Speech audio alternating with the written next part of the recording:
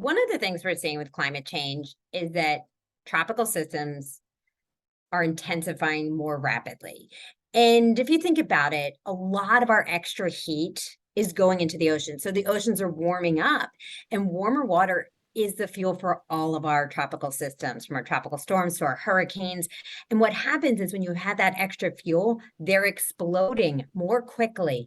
And there's a few reasons that that's not good. One, it makes for stronger storms. Two, they're happening as people are preparing on land. And so when you're preparing for what might be a category 2 storm and it becomes a category 4 storm, that's a much different storm that you're dealing with. And you don't have as much time to prepare or evacuate when it changes so dramatically. Another thing with our warming waters and with climate change in general is that sea levels are rising.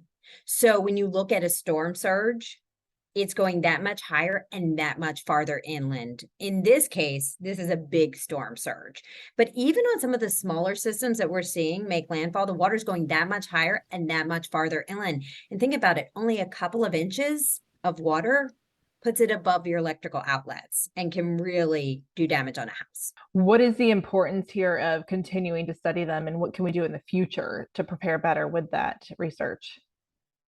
It is really critical to keep studying these storms. I mean, we've really learned a lot. When you look back in the history of meteorology, before satellites, we couldn't even see these storms offshore. We had to rely on ships or other countries reporting stuff, and then a storm would change by the time it would come to our land. So satellites revolutionized how we even look at these storms. And the more data we're getting as we have different crafts flying into them, when we have drones, when we have the hurricane hunters, the more data we can get, the more we can understand these storms. And that helps us prepare and keep people safe going forward.